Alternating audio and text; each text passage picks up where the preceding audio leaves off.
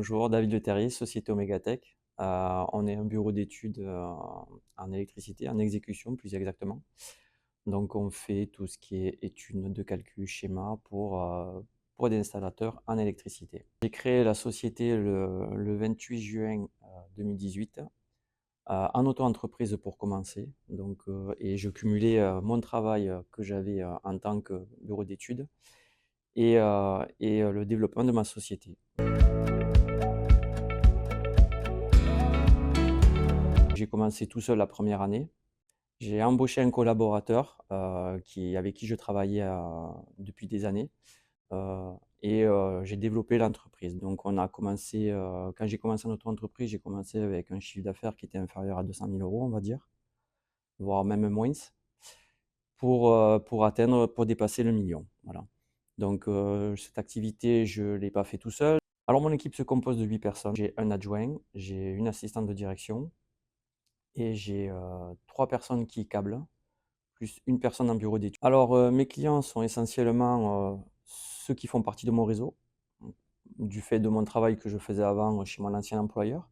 Donc, j'ai un gros réseau avec des installateurs en électricité. Je travaille aussi pour les distributeurs. Donc, je suis à la fois client et fournisseur. Et mon secteur d'activité est un peu dans toute la France parce que j'ai des installateurs qui travaillent un petit peu partout. Alors mon parcours, j'ai été salarié pendant plus d'une vingtaine d'années, dans la même activité que je fais actuellement. Donc j'ai eu l'idée de me lancer, à mon propre compte. Donc j'ai commencé en auto-entreprise en 2018 et j'ai cumulé un travail en tant que bureau d'études chez un installateur en électricité pendant 2 ans et demi. J'ai fait les 2 activités. Au bout de 2 ans et demi, je suis passé en société et j'ai arrêté, mon travail à côté pour me concentrer uniquement à développer mon activité.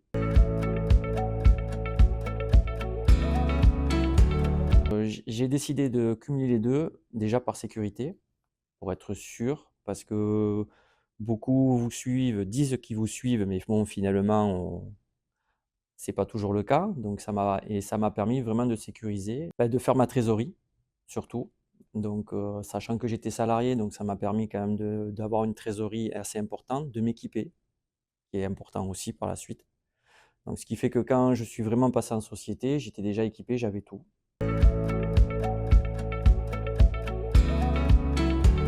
Alors le moment qui a fait que j'ai dû arrêter, c'est, bah, déjà d'une par rapport au fait que j'avais trouvé un local et que, beh, je travaillais tous les week-ends, tous les soirs, les jours fériés et au bout d'un moment, il fallait quand même, passer outre et vraiment avancer vraiment à 100 pour ma société. Alors c'est pas compliqué, habitant à Toulouse, vous avez une agence à Toulouse, en face de chez moi en plus, donc j'ai cherché la proximité, ce qui était beaucoup plus simple pour moi. J'avais qu'à traverser la rue, quoi.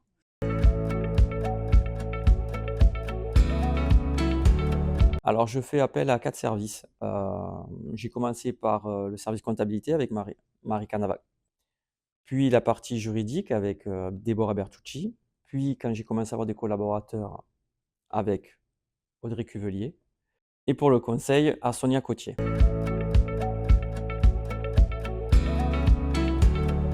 Nous traitons la partie comptabilité, donc c'est tout ce qui est traitement comptable avec les exigences que nous donne l'administration fiscale, donc de la partie saisie, traitement donc de la TVA, voilà, de l'impôt sur les sociétés, et donc de la remise de résultats. Donc on rencontre Monsieur Le Terrier à l'occasion du minimum une fois par an pour donc lui présenter les comptes de l'année qui vient de se passer.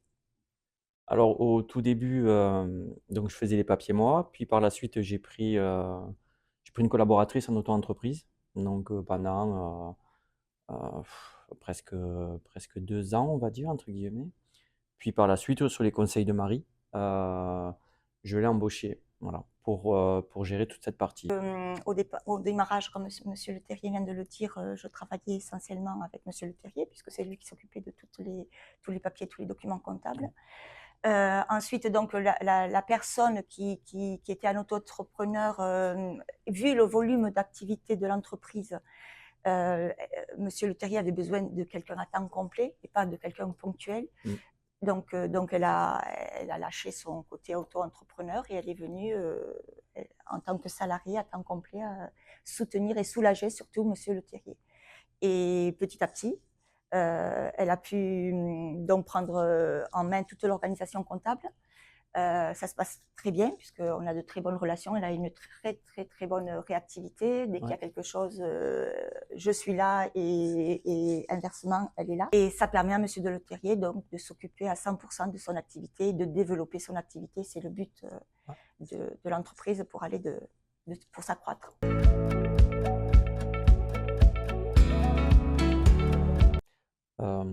Alors ce rachat est venu par hasard. Donc c'est pour ça que Sonia m'a accompagné. Donc c'était pas prévu. C'était quelque chose qui est tombé comme ça. Et je me suis dit pourquoi pas. Donc avant de me lancer, j'ai préféré en discuter avec Sonia qui m'a quand même pas mal aidé sur ce coup-là pour la faisabilité du projet. Donc et finalement, malgré des petits aléas, finalement c'était viable.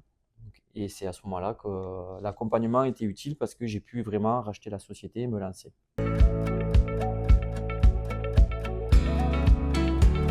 Donc on est parti déjà du constat économique de l'entreprise, à partir des bilans de la structure. On a pris en compte aussi les difficultés rencontrées à ce moment-là, puisque justement il y avait une particularité liée à ce rachat, la situation personnelle du dirigeant. Voilà. Donc il y avait vraiment un projet de cœur de la part de Monsieur Le Terrier, donc il fallait faire aussi attention à ce que le côté cœur ne prenne pas trop le dessus sur la partie économique et viabilité du projet.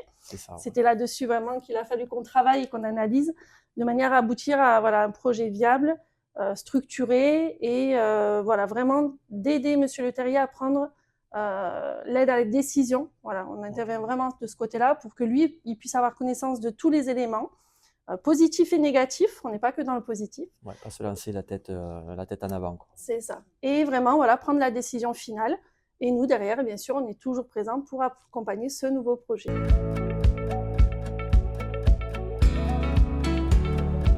Alors, les 3 mots vont être simples.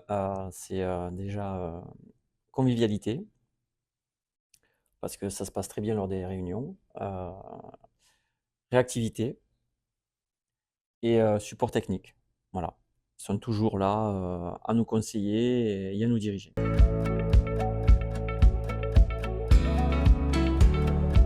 Et essentiellement l'écoute. Dès qu'il a une idée qui germe dans son esprit, il a le réflexe de venir nous voir et donc de tenir compte de ce qu'on lui dit.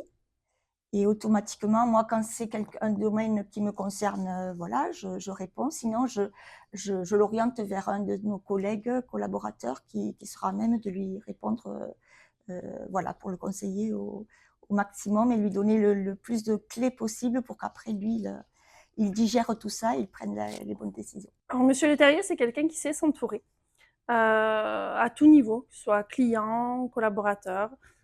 C'est très important pour lui, puisqu'en effet, ça lui permet vraiment d'avoir les bonnes personnes à côté de lui, et tant dans le côté économique et commercial, et vraiment le côté, toutes les décisions sont prises avec l'entourage.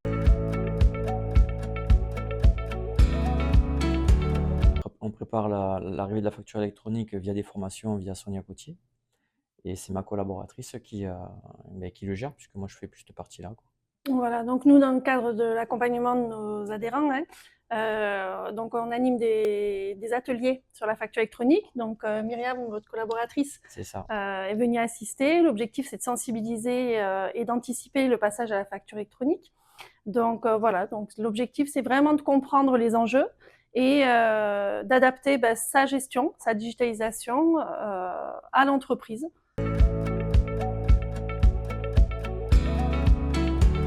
Donc, il s'est passé aussi par la mise en place d'un site internet par un prestataire, de façon à nous faire mieux connaître et faire connaître la société, ce qu'on fait et ce qui est prévu en développement chez nous.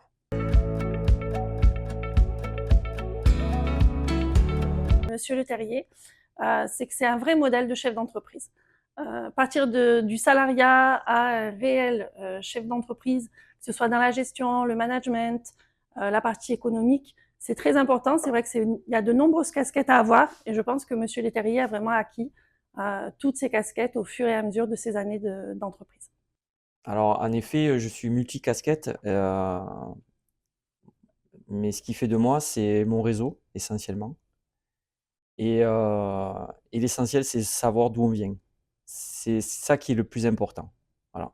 C'est pour ça que j'essaye d'être humain, que ce soit avec mes collaborateurs et avec mes clients.